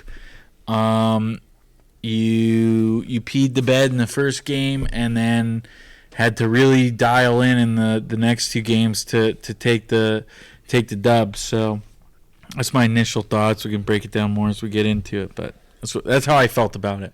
It was nice seeing the Friday, Saturday just flip of this is how you lose the game, this is how you win the game. So that's just one of the big positives I'll take away from the series. But I mean, overall, yeah, you want to beat Colorado better, but you got to play 162 games. Doesn't matter how you win them. So it was good to see just that heads and tails of the 2 days. I'm with Joel. You got to win series, and it doesn't matter how it happens. I know it's frustrating, mostly from the bullpen. The bullpen was atrocious. Pete Fairbanks doesn't even look like himself right now. It's concerning. That could be a little bit of the Colorado atmosphere. Well, he didn't really look like himself in Anaheim either. But yeah, He kind of locked it down. Well, we'll get to that. But anyways, Joel's right. Colorado, it brings a bunch of things. There's a lot of home runs the Rockies hit in this series that they look like pop-ups. Just quite frankly, the altitude and the wind was crazy, especially on Saturday night. It just causes crazy things. It's a West Coast trip. Just crazy things seem to happen with the Rays going West Coast trips. So to get a series win, I'll take it. Just game one. So game one. There's a lot to break down here. First of all, Zach Littell goes 5 really, really solid innings. 5 innings, 5 hits, 1 earned run, 5 strikeouts. He's at 69 pitches, and he gets pulled in the 5th inning. Definitely a questionable Kevin Cash decision, and it cost him because the bullpen wouldn't even get the 12 outs they needed. It would only go 3 1/3 innings pitch, and they would give up 9 earned runs, the bullpen. 4 walks and 4 strikeouts. 9 earned runs from the bullpen. So you definitely felt it. You pulled out Zach Littell too early. Colin Poche had his worst game of the season. And then just the whole fiasco with Pete Fairbanks and Jason Adam in the 9th was just brutal to watch. I mean, I know Pete Fairbanks, he went on after the game to say the balls were horrible. He said they didn't go through the proper humidifier or whatever. So I'm not going to say he's a liar, but it's also Anaheim does make you look a little bit more. It's hard for me to believe him. You couldn't find the strike zone with the Waze app, so it's like maybe if you were like throwing strikes, but I mean he couldn't even touch the zone. It's like, what are you doing, man? It's frustrating. I kind of like when players will tell me that kind of stuff because it does give me some nice fuel for like an armchair debate with somebody. It's like, well, he said that the balls weren't quite right, so that's why they lost so bad. And that's true. And the thing that weirds me out about that conversation is he basically said, like, the balls in the bullpen were good, but the balls that were on the field were different and not good. And nobody else happened to complain. I don't know. I was weirded out by that. I don't know, man. I was so mad at Pete Fairbanks when I saw that interview that I didn't even care what he said. He could have been like, I'm giving you $1 million. And I would have been like, get away from me, you creep. I hate you. Okay, maybe that's $1 million. All right, maybe like $50 I would turn down, maybe. But he, I feel like I swear the Rockies have gotten in trouble for that though. Actually, like juicing the balls a little bit before. I want to say they have juice the balls with the freaking altitude, man. That's crazy. But yeah, even like the 6th inning, Colin Poche gives up the 1 run to tie it. Whatever, it's fine. It was on a sacrifice fly. It's okay. But then he gives up a 2-run home run in the same inning. And it's just frustrating. It's like you gave up the lead, but if you give up 1 earned run, we're fine. It's Coors Field. It happens. So you can get that back. But then he also gives up the 2-run home run. And it's just, this was a frustrating game. It was just every time the Rays were one step away from getting out of it or getting the big hit or anything like that, they didn't capitalize. So, and truly, Kevin Cash should not have pulled out Zach Littell that early. That, honestly, that lost us the game, is my thought on that. Yeah, well, you wonder what his thinking is and something like that. Like, there's probably not much to it. Maybe something scientific. I don't know. Mathematical. Or not getting any, only mustering 2 runs against a guy who's got like a career ERA of 6. That too. That's a little frustrating. And then I think P.D. Lambert comes in too, and he was bad as a starter, so they moved him to reliever. And he couldn't get any hits off him either. So, I mean, it's still the bullpen's fault, but it's like that's also frustrating because those guys are just giving away runs, and we get 2 in the 1st, and then that was it until the 9th. Yeah, and in that game they had, I think they got the pitcher. It was like 50 pitches through like 2 innings, and they let him settle down, and they didn't capitalize. They had I think the bases loaded in the 1st inning. Mm-hmm. Only got 1 run. Yeah, he was going into this game with the ERA of 11. Yeah, it's frustrating. The Rays definitely, in this whole series, honestly, until the late innings, they were not coming through with the big hits. They were having the base runners. They were not coming through with the big hits. And then you move on to game 2, and it really seemed like the Rays were just down bad at this point. Tyler Alexander's starting. He goes 4 1/3 innings pitched, 8 hits, 4 earned runs, 2 walks, and 4 strikeouts. Just another really subpar start from him. And then you look, like Will mentioned, the Rays go scoreless from inning number 2 to inning number 7. So another game where the middle of the game they're just dormant. And then the switch was flipped. Switch was flipped. 5 2-out runs in the 8th inning. Started by a solo home run, and they just kept it going. Great at bat after great at bat. Ahmed Rosario, Harold Ramirez had a really good road trip to kind of combat his bad start to the season. No home runs. No home runs. It's all right though. Only Isak hit a home run on this road trip, and someone picked him. Don't know who that was. And then also in this game, it was really good to see Jason Adam. He ended up giving the crushing blow up in the game, even though he had to come in to clean up Pete Fairbank's mess on Friday. And he came out clean inning. Colin Poche bounced back clean inning. So those were really encouraging to see a clean bullpen inning with the lead. Yeah, I agree. Because I don't know. We need these guys to step up, and I've heard a lot of it's the beginning of the season, they'll get settled in. But I mean, we really rely on these guys. And going in, that was like what everybody, not just us, everybody was saying is like, don't worry about the bullpen. They're fine. Don't worry about it. So. In close games and stuff, we really need these guys to come through, so it's good to see a quick bounce back for them. Yeah, we're only as good as our bullpen. I've never quite had the confidence of our bullpen that other people have had, so I just usually rely on other people's confidence for that, so hopefully they turn it around, but I don't know. Our bullpen always kind of makes me shiver.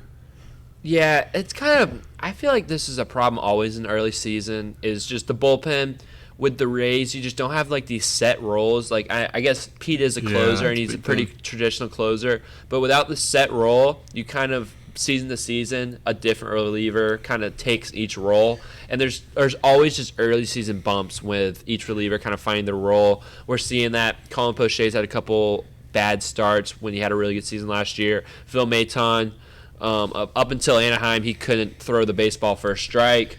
And he struggled to start. Even Sean Armstrong had a pretty rough start to the season. He's kind of been solid the last couple outings. So everyone's kind of trying to find their spot, and I think that's just there's going to be some bumps when it comes to stuff like that.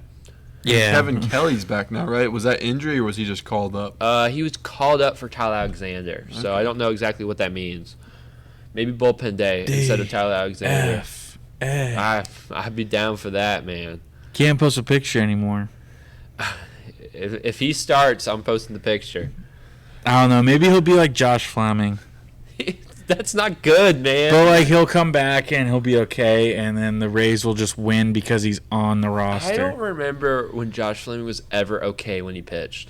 He was always the best he ever did was 4. I saw the stat because they sent him down, but when he came back, the Rays were 40-19. I thought that was the Vidal Brujan stat. No, it was Josh Fleming last year. I saw the Vidal Brujan stat. The Rays were 40-19 when Josh Fleming was on the MLB active roster. Yeah, because the Rays were a juggernaut last year in the regular season. Hey, I mean, even if you take away 13-0, 30-19.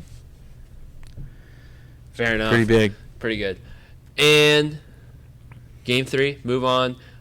This guy, Ryan Pepio, just what a start from him. 6 innings pitched, 3 hits, 0 walks, and 11. Yes, you heard that right. 11 strikeouts to shut out the Rockies and Coors. Just a great start. And then you compound that great start with a very shaky bullpen. 3 innings pitched, 4 hits, 4 walks in this game from the bullpen, and 2 earned runs. They did hold on because the Rays were able to build a 3-0 lead early. The offense again got kind of quiet towards the end of the game. A lot of base runners in this game, just not a lot of big hits. But I mean, you win the series, the first rubber match for the Rays. You win all year, so you got to give them that. But yeah, I mean, just the biggest takeaway for me was Ryan Pepio in this game. Yeah, he was unbelievable. I got a little bit of an advanced stat for you. 71% of his pitches were strikes, which is pretty crazy. And then his called strike plus whiff rate percentage was 39%. So that's when you throw a strike and the batter swings it and misses at it. So he's at 39% of his pitches was that. And to put in perspective, like elite, it's CSW's the abbreviation. An elite called strike plus swing rate is 30, and he was at 39%. So you gotta have disgusting stuff to get whiffs on balls in the strike zone that often. That's almost half the time you throw a strike, a person swinging and missing. And I mean, every time someone's not swinging and missing, it's not a bad thing. Like, they're popping up, they're grounding out, they're fouling the ball off. So it's not like it's only 40% of the time he's throwing a strike and it's not getting hit. That's not the case at all. He has elite stuff. We always knew that. Another thing about Ryan Pepiot is his fastball ranks in the 97th percentile in MLB for run value. So pretty darn good fastball, almost one of the best in the entire league. It's got run on it, and then he throws a disgusting changeup off it. It's just, he is nasty stuff, and he didn't walk anyone this game. His biggest problem his first start was he had 4 walks, 0 this game, and he dominated. So I'm really ecstatic to see him just continue to grow with Snyder Tech behind him.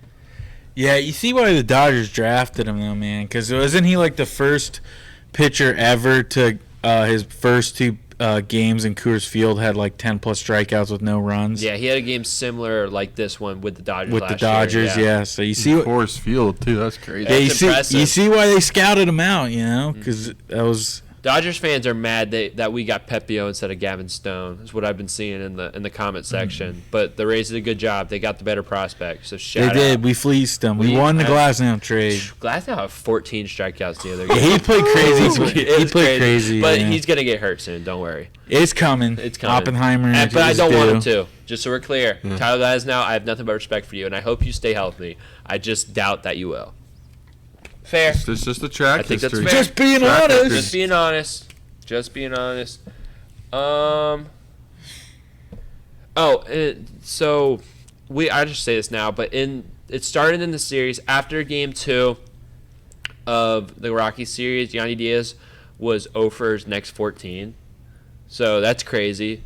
And just kind of something that I've noticed with the Rays lineup right now, because like we mentioned, there was some up and down. Is the bottom of the lineup is carrying the load, and I feel like, as a Rays fan, that's encouraging, because Randy Rosarina is not playing well right now. Yandy Diaz is not playing well right now. Brandon Lau is hurt. These are 3 of the top of your lineups. Isaac Paredes is playing really well, but he's about like a normal postseason for the Rays. That's true. Not Randy, man. But my point here... We took October, and we brought it to April. All right. Whatever. But my point here is the top of the lineup is leaving some to be desired, which is not what it's going to be like the whole season. But the Rays are still producing runs and still getting a lot of people on base. Jose Siri playing great. He has a 400 on base percentage right now with an 839 OPS and 4 doubles. Just playing out of his mind right now. Jose Caballero is playing exquisitely right now at the bottom of the order. These are like your 8-9 hitters, and they're producing great. Caballero is hitting 351 right now with an 889 OPS on the season. He also steals a bunch of bases, and he's hitting 462 against the fastball this year. He almost hits every other fastball. Just crazy stuff. Jose Caballero is playing amazing. And it's just the bottom of your line. Big Ben Vortvet's playing great. Even Ahmed Rosario in the middle of the lineup's been playing really good. So the bottom of the lineup's been just a really positive thing for me to see. And I just think the top of the lineup, I know these guys. I know that they're going to come around. Even Isaac Paredes, he had a slow start, and he's coming around. I know they will come around, and I'm just excited to see when the top finally plays up to the potential, what this Rays lineup is going to be able to do. And let's hope that the bottom of the lineup stays hot as the top of the lineup hopes to get hot, because we don't want them trading places. If they trade places, that's where it doesn't benefit us much. Mm-hmm. This team is best when 1 through 9 is hitting above average, close to their potential. Yeah, and this is what I was saying, I think, when we did the Rays season opener special, is that you need 7, 8, 9 to be productive. And I feel like what's hurt the Rays in the past couple years is I feel like that's been one of their weakest spots, is that you just weren't going to get anything productive out of it. You started seeing Pinto play better last year in some of the bottom of the order, but this is what you need to stay competitive with some of these teams. No player should be an easy out 1 through 9. They just shouldn't, and especially when you get to the playoffs, it seems like 1 through 9 is all of them are dangerous and can get a hit off of you. So that's what the Rays need to do, and I'm glad we're seeing this early. But yeah, like you said, Joel, we need to see this for the rest of the year. Yeah, and I think what is encouraging to me is the Rays, they have a lot of options down there. They have a lot of, you can throw in Richie Palacios, who's been taking really good at-bats. He had a multi-hit game in Anaheim, already has a home run, good at-bats. Jose Siri, you know he's going to be there almost every day, and he's getting on base now. You really can't ask for much more from him. He's also remembering how to catch the ball now recently, so good on him.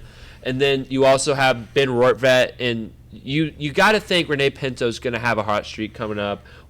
I think we all are still believing Rene Pinto, but that's a really good hitting duo from the catcher position in the 8-9. And then you have Curtis Mead hanging around there. You have who did I just say? Jose Caballero. That's the guy I was saying. You have all these guys. You have that's 6 or 7 people I just mentioned that can kind of take over that last 4 spots and do really good. So the Rays have a lot of options down there, and I think it's going to really serve them well for keeping, at least a couple good hitters at the bottom of their order at all times. Mm-hmm. We got anything else in Colorado? Move on to Anaheim. Yeah, I think to the Anaheim series. They're actually the Los Angeles Angels. They're no longer called the Los Angeles Angels of Anaheim. Really? Well, I'm just saying where they play. Okay, that's fair. We did go to Anaheim to play this series. But there's your pre-tidbit right there. They're not called the Los Angeles Angels of Anaheim anymore. And that's a dang shame, isn't it? They got to turn their outfield into a mini golf course. Like, doesn't it look like Congo River golf out there? Sure. It does. Like, it would just be perfect to add mini golf out there. I was like, that's such a random thing to say. Okay. They do. It looks like a mini golf course. And at this very mini golf course, beautiful Angel Stadium in Anaheim, the Rays would have their first late night with the Rays on a Monday night, and it would be a huge dud. Zach Eflin would pitch this game, and it would be like the coin flip thing that like my partners have been talking about that I've been trying to say didn't happen, and he's just proven them right, unfortunately. Zach Eflin, terrible game, 5 innings pitched, 5 earned runs, and holy cow, Mike Trout's really good at baseball. RBI triple, home run, all that good stuff. The year I don't pick him in my fantasy team, he does this. Last year he was hurt at this point. He's on a tear. But the Angels would get a 7-0 lead. The Rays would get one back to not get shut out, but they would get shut out for the most part by Tyler Anderson. I wish Tyler Alexander could do this. Tyler Anderson with 7 innings pitched, 0 earned runs. And that was your final score. 7-1, the Angels beat the Rays in the first game to make the Rays 0-4 in series opening games, by the way, guys. And in the next game, the Rays looked to bounce back with Mr. Aaron Savali on the mound. And it didn't start good as Mike Trout again in the first inning with a 2-run home run off Savali to make it 2-0 Angels. But the Rays lineup came to play tonight. Jose Siri would get an RBI double in the top of the second inning with a beautiful Curtis Mead slide to beat the tag on review. Shout out the umpires. And then also in the second inning, Jose Caballero would get a RBI single to tie up the game 2-2. And then fast forward to the top of the fourth, Jose Caballero would get another RBI with a double this time to drive in Jose Siri to make it 3-2 Rays. And then Harold Ramirez would also get an RBI single to pad the Rays' lead and make it 4-2. And then in the bottom of the fourth, the Angels would respond off an error by Jose Caballero to make it 4-3. And then once it got late, the Rays started to extend their lead. Isaac Paredes would hit a moonshot home run to left field, makes it 5-3 Rays. Then Harold Ramirez would get an RBI to make it 6-3 Rays. Pete Fairbanks would have his first appearance since the meltdown, and it still wouldn't be great. He would give up an earned run in an inning, but he would close it out with the final score being 6 to the Rays and 4 to the Angels. This series is tied up, heading into a day game rubber match for the Rays. This game would be started by Zach Littell, Cy Littell as we like to call him around here in the TB3 parts. The Rays would start off real good. A wild pitch would drive in 2 runs for the Rays to make it 2-0, and then Isaac Paredes would have a sacrifice fly to make it 3-0 after the first. And then on the first pitch, I think, of the second inning, Jose Caballero with his first home run of the season, 423 feet, a bomb to make it 4-0 Rays. The Angels would try to come back. They would cut the lead to 4-2, but that'd be all she wrote. That would be the final score, 4-2 Rays.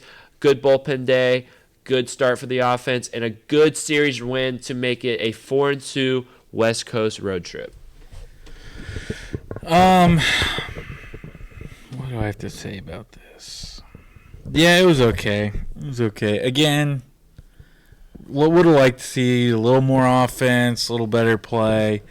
But like you guys said, I guess, series win, that's all that matters. So yeah, we'll give them their flowers. I'm 1-1 against the late night. Of course, I was able to stay awake through the awful performance by Eflin. I watched that whole game, and then I think Tuesday night at in the middle of the 7th, I fell asleep. So unfortunately, I missed them actually winning.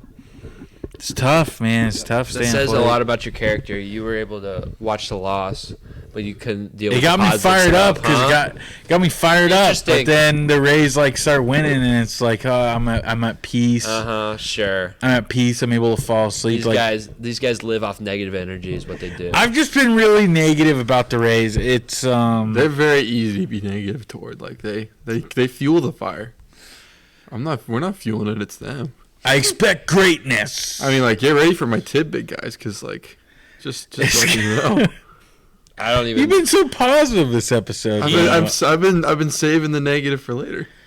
All right, that's fair. He really likes the Lightning, is what it is. He's real positive about the Lightning.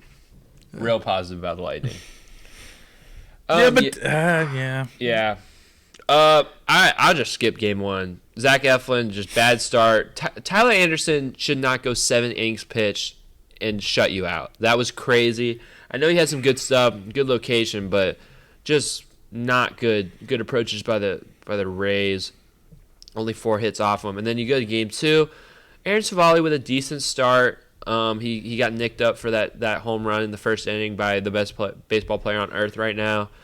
And then he settled in, though. He had not his best stuff, but he was decent. That was the last 2 starts of this road trip were definitely not. Savali and Littell didn't have their best stuff, but they graded it out. They both gave pretty solid starts, and that's all you can ask for. You get through 5 innings for Savali, you get the win. That's what the Rays needed. They needed some length from him, so that's good. Here, I want to bring up something about Zach Eflin. Do you guys think that he can't handle the pressure of being a number 1, seen as an ace now with Glasnow gone? It's probably not. It's his first time ever doing it. It could be some added pressure that could be affecting his start to the season for sure. Well, yeah, he's not an ace caliber player, and he never was. And I don't think that pressure should affect him at all because you're not the ace. We are just riddled with injuries. I just wonder if that's his mindset. He was the opening day starter. I don't know. I think he definitely have some added pressure to get length, and I think that could be hurting him. Especially early on, he got jumped early. It could you could be thinking about the length and just giving 5, 6, 7 innings that you could be messing you up. But it also could be he just had a couple bad games to start the season. Could go either way. Interesting to watch. I think, he brought up coin flip. I think that's what he is.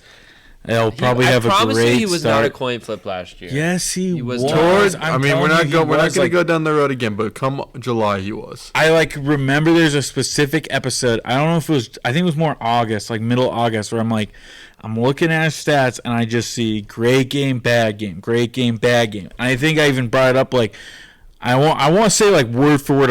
I'm not concerned, but I kind of am at the same time, and we're seeing it again.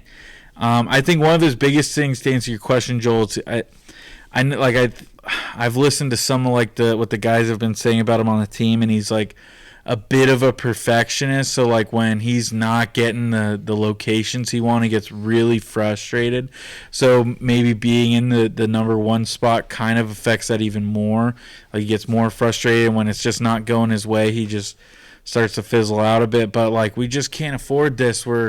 That game was over right away. Right away. We cannot have that. And this is what frustrates me so much is It's not like you give up a run or two or something like that. Like, you just completely put us out of the game. And that's what frustrates me more, too, and it reminds me so much of 2022. I don't know about you, but I'm feeling 22, where it's just like a 3-run, 4-run lead is just impossible for us to get back in, except for some miracle in the 9th. But then, like, again, it's just over. And I got no faith that team can come back. None. I mean, they did it twice in a row in Coors Field. They did it against the Rockies, but again, it's like you had to do that against a bad team when you were just dominated. You're thinking only 9. Negative and no positive. Yeah, you're not getting any credit. I'm gonna have to come on here and be a little bit positive right now. It's cliche, we've all heard it, but right now I don't know the statistics of it. But if we took this into a football game's perspective, we're in like the 3rd drive of the game. So. Yeah, we're not far into it, but I'm just seeing signs that frustrate me. Like, that's how I felt.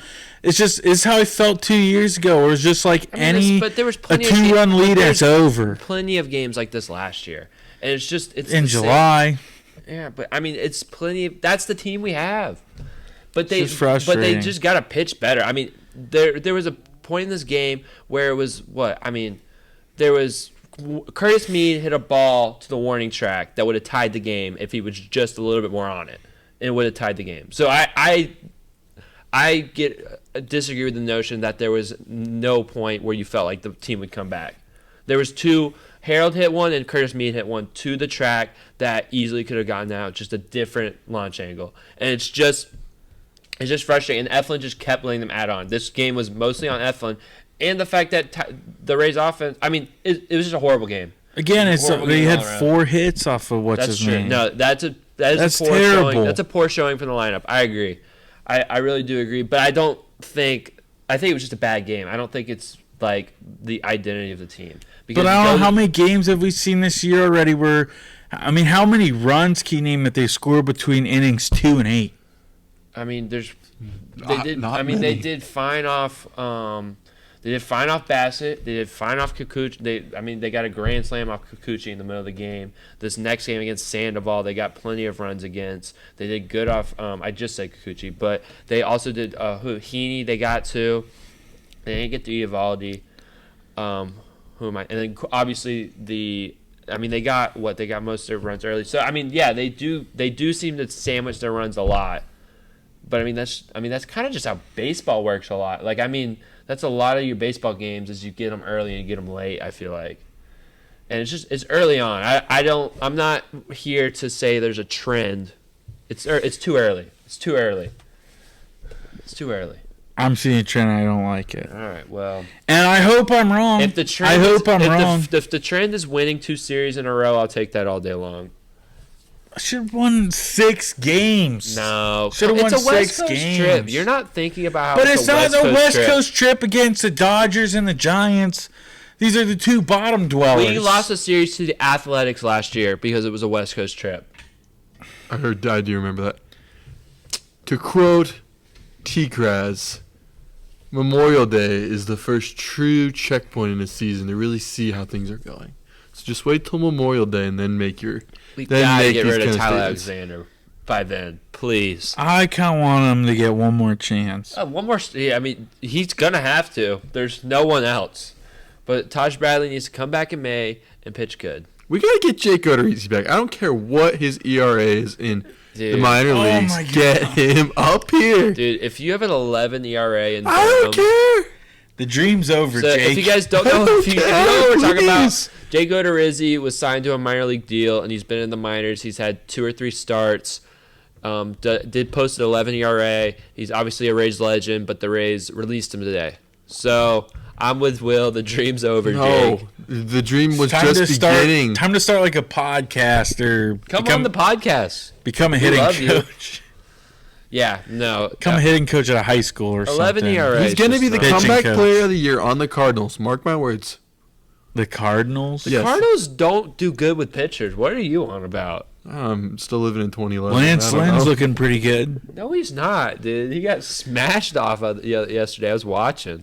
This one bad game. He's looked pretty solid. Yeah, he got I don't think he did because I'm pretty sure I'm Matt picked him up, and he got like 16 the other day. Maybe not then. He might have settled down. I think he's been decent. He's gained about 30 pounds, but he's been pitching decent. Good for him, man.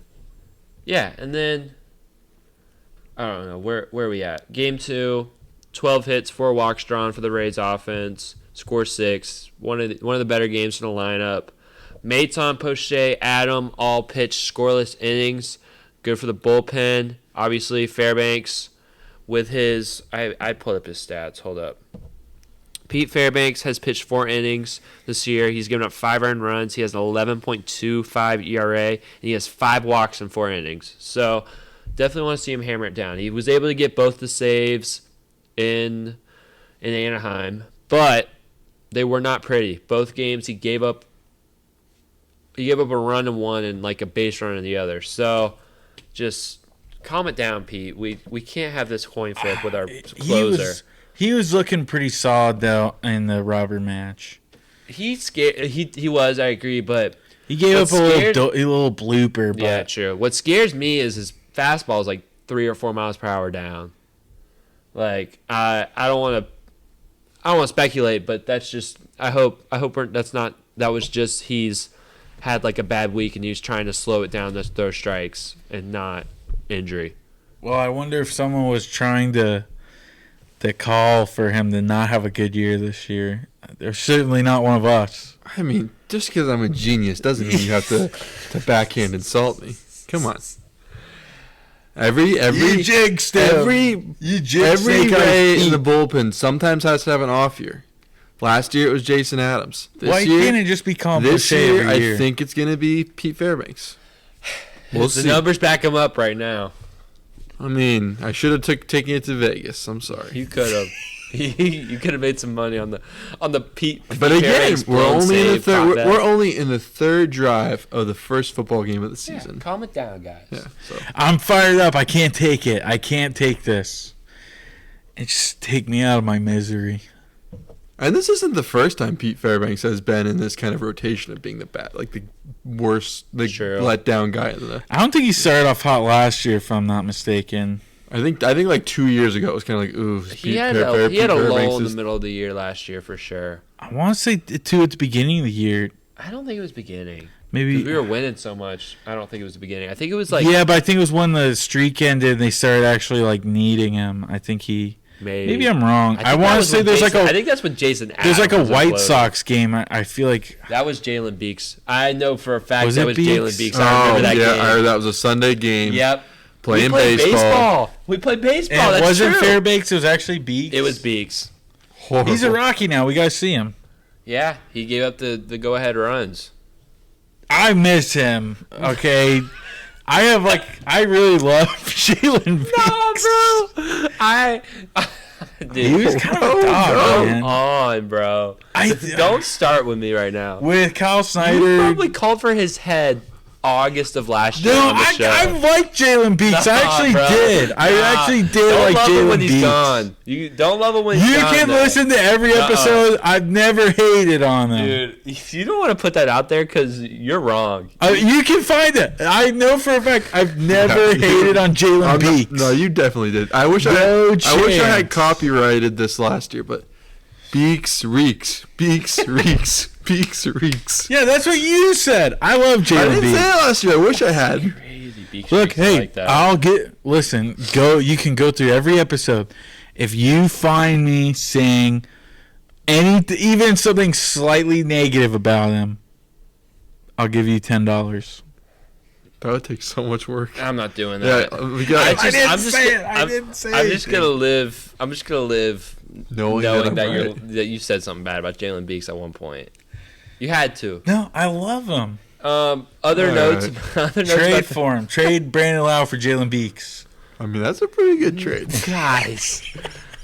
See? Brandon Lau not that bad. Okay. Clear off some cap space. Come on. Brandon Lau can't hurt us on the injured list. Jalen Beeks can hurt us. Brandon Lau's hurting us with a $15 million salary. Maybe. Get Jalen Beeks, stretch him out for that 4th spot. No. I thought that's what the Rockies were going to do, honestly. All right. Isaac Perez has a 333 on base percentage, 889 OPS, and 4 homers on the year. And also Harold Ramirez went 8 for 22 last week. That's the rest of my notes. But some hot hitters on the Rays. Some people doing good. I mean, I'll go with my Ray of the week, and I think it has to be Ben Rortvedt. I know we were giving him his praise. 368 batting average, 4 RBIs, and a 928 OPS. And something that I don't think anybody has mentioned, in the month of April, he has had a hit in every game. Good for him, man. So when he's been in, he's gotten the hit. He's been productive. He's playing great. He's done a good job framing strikes. He gunned someone out on Sunday. He's everything you want in a catcher. I don't know why the Yankees got rid of him, but it's probably because they're dumb and stupid. So I'm glad he's on our team. He's been the better catcher on our team, and it's been great. He's been playing elite baseball. So love Big Ben. In fact, actually, out of the 7 games he's appeared in, he has hit in 6 of them. And then one of them he had 2 hits in. So. That's really impressive considering he got traded to the Rays like on opening day. Like he's just meeting literally, people. Yeah. It's crazy. Didn't know anybody. Just goes in and plays ball, plays it well. I gotta shout out Big Ben. Shout out Big Ben. I saw a thing where it was like Jose Trevino's hitting like 068 and Big Ben's hitting like 330. So suck it, Yankees. Yeah, they also oh my gosh. They did. What I know is Ben Rortvedt and Garrett Cole had beef last year on the Yankees. So when Garrett Cole tries to go throw a cookie down the middle, Ben Rortvedt's taking him that'd be nice. Yard. What I would do for that. Oh my gosh, I'm gonna flip. It's happening. If Garrett Cole pitches this year and doesn't get a setback, Ben Rortvedt will take him to the short porch. Like a rope on the short porch, like just an absolute rope off the bat, 343 down the line, off Garrett Cole, and he's gonna like stare him down with his big, huge biceps. I mean, book it. That's a dream right there. That's a dream, and it's gonna be a reality. You know, maybe Garrett Cole have a setback the rest of the year, and the Yankees lose 80 games again. They better not. I have him on my fantasy team. You took a gamble. That's all on you. You took a gamble. He's on my injury list. I mean, he's not hurting anybody. I picked up Jeffrey Springs for my injury list. I saw you do that. That was smart. I got Bradish on my injury list. The Calvary's coming. There you go. All right. It's time we predict some games. So, okay, what are we doing? Because I think another on-air meeting. So we're going to just do a lightning special next week. So we should predict the next 3 series. Sure.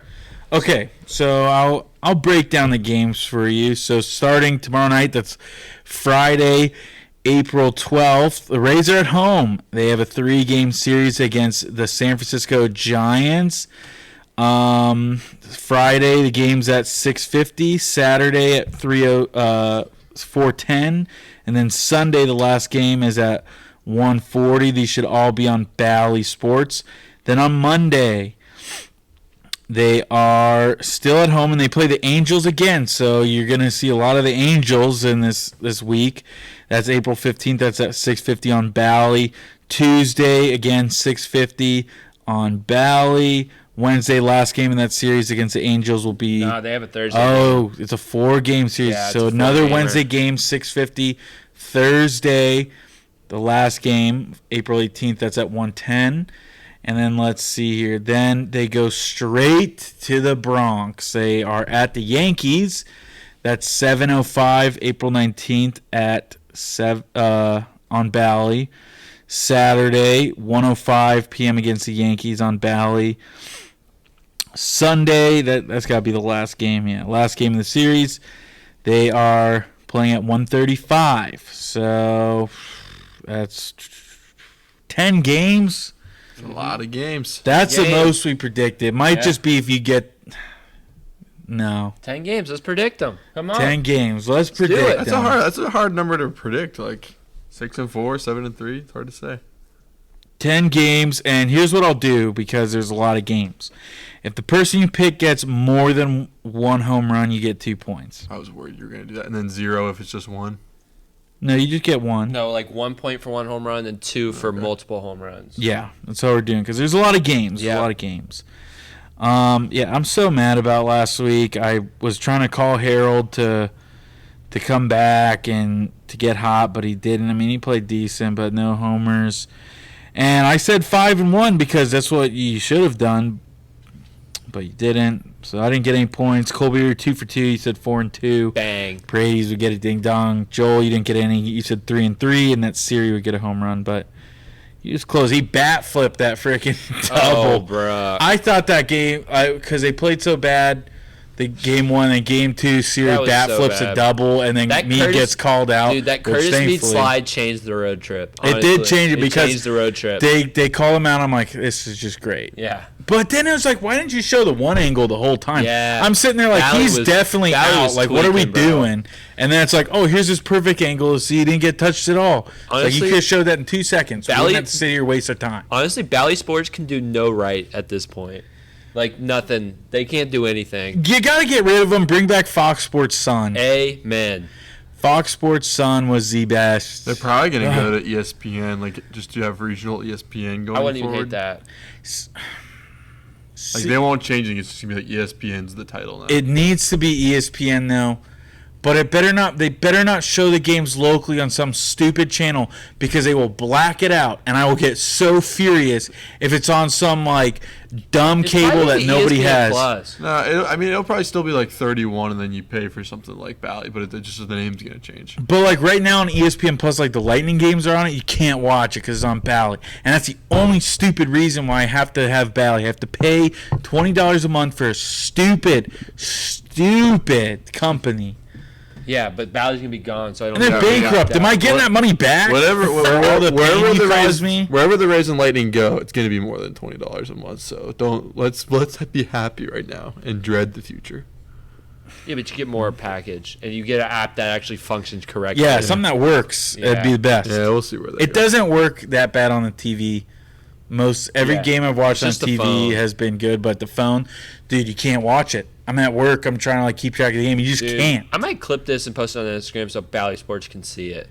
They don't care. Yeah. Like that's the worst part. They don't care. Yeah, they're liquidating. They don't. Whatever. I think I've added them on about 100 tweets on Twitter, telling them how bad they are and how, like, I pray they go bankrupt for good and don't ever come back. If Bally sticks around though, like I've been saying, the Rays are in it for the long haul because Bally paid them up front. Yeah. So like we're in this marriage till the end. All right, 7-3. They're in Randy Arozarena hits a home run. 7-3 Arozarena. 7-3. Mm-hmm. I'm gonna say 6-4 because I'm being a hater. I'm gonna say 6-4. And I think Yandy gets a home run. He was did not play very well. So I think he's going to kind of bounce back and maybe go off a little bit. Maybe take over some games. I'm going to go...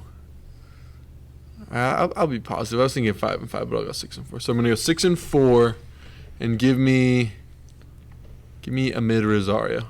Like it. I love that, actually.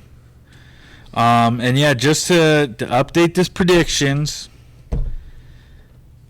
in third place with 104. I think I slipped, right? Colby still in third place, 104 points. Slipping. You're second at 106. I'm slipping. I'm first at 108. It is any man's ball game. Wow, dude, I'm tightening. Oh man, I tightened the gap. You're not slipping as far as you think. It is any man's third this week. What hurt me is I got 0 points. I didn't get a single point. I had a really good week last week. I think I missed. I got the Lightning record wrong, but I got 3 out of 4 points. You did. If you guessed the Lightning right, you would have been perfect. I would have been 4 for 4. That would have been sick. I went 3-0. Joel, you were perfect on the Lightning. I got Cooch. But you didn't get any points for the Rays. I couldn't. Did you get -1? You picked Cooch. That's literally an. He picked Connor Sheary 2 weeks in a row, so I was like, I'll give it to him, man. I'm messing with you, Joel. All right, let's tidbit it. Tidbit. I got mine loaded up. I'm good to go too. You want to go first? I'll go first. All right. You ready? Timer starts now. College basketball. Why is the national championship game played on a Monday night at 9 p.m.? That's so dumb. And you see all this success that the women's game has a 3 p.m. Sunday game. That's the perfect time slot. The Super Bowl's played on Sunday, all this stuff. College basketball, play your championship game on a Sunday. Let's make it the best day ever. Let's put the women's at 3, the boys at 5:30. It would be great. It would be great for the sport. Everyone would be watching. Same network. Doesn't even matter. ESPN can have the women's. CBS can have the men's. It doesn't matter. But you got to stop having these great first weekends and these great tournaments and not having people care about the last game because it's on a Monday night. It stinks. It's a great tournament, and you have to be wary of that. So please move your championship game. Congrats to UConn. I knew it was going to happen. They're kind of killing the vibe of the last 2 tournaments, honestly. Kind of hate it, but they're a juggernaut. But yeah, move your championship game to Sunday, men's March Madness. Perfect. You guys just don't want to go to the end. You don't get that 2 seconds. Like, that was perfect. There's like the pardon my interruption thing. You gotta get like an extra 5 seconds. I guess. I like the dramatic. I like the dramatic. Yeah, pause. no, that was nice. That was like a buzzer beater. All right, I'm good to go. All right, so for my tidbit today, I could go the food route. I could tell you about this cherry lemonade from Chick-fil-A. It's amazing, but I'm not going to waste my time on that today. Get it, but not right now. Or I could tell you about the Oakland Athletics and the Phoenix Coyotes. We could use this time to say our farewells to those 2 teams because come the fall, it's pretty much going to be announced that they're gone. But no, I'm going to tell you about the next team that's going to be moving, your Tampa Bay Rays. And since you're probably listening on Spotify, I'm wearing my Here to Stay Tampa Bay shirt. And let me tell you, this shirt is going to age like fine wine. I got it at a thrift store this week for $4. And I'm wearing it out of irony tonight, but soon I'm going to be buying a house off of it. Just like your Tampa Bay Giants shirt from the early 90s that I saw on Facebook Marketplace the other day. It was worth like $300, and I would have bought it had I had a lot of money. But instead, I'm going to buy it with this shirt in the future. My Stay in Tampa Bay t-shirt. All right, give me like 2 seconds here. I didn't mean to be so negative about the whole Rays. That was so negative. It was the perfect transition I mean, into he's wearing the shirt. And it's a cool shirt. I actually want that. I do like it a lot. It's awesome. It's like the billboards and everything. They're staying. All right, let's go. Shout out to FSU men's baseball, number 10 in the country. They're 28-5 on the year. They are doing so well. That was after they started 19-0. Can you believe that? And they swept the Florida Gators. They just cannot be beaten. Yeah, so shout out to them. Next thing, John Calipari to the Arkansas Razorbacks. That's kind of crazy. It's not even a lateral move. That's just a down move. Already talking about how he needs all this recruiting money and stuff. It's like, well, you had everything right at Kentucky, and I don't care about the fans hating on you because it's impossible to win, and you've already provided a championship. So he gets a lot of hate for no reason. I know they've been frustrated the past couple seasons. And then last but not least, man, rest in peace, O.J. Simpson. He passed away today. I guess we will never find out who really did it. The cancer was found. Not using all your time, man. You had 7 seconds. The cancer was found not guilty in the murder of O.J. Simpson. It's a white person holiday today. I don't know. I'm actually sad. He was a goat, man. He was. Stop, bro. 143 rushing yards a game, dude. Fair. Actually valid. I mean, he's a Hall of Famer. Okay. Anyways, thank you guys for watching episode 34 of TB3 Sports Talk. If you're on YouTube, like the video, subscribe, all that good stuff. Share it with a friend. If you're on Spotify, hit the 5 stars.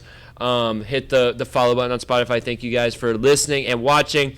Follow us on Instagram. We got a bunch of stuff coming out. Follow us on Twitter. TB3 Sports Talk on both. Thank you guys for watching.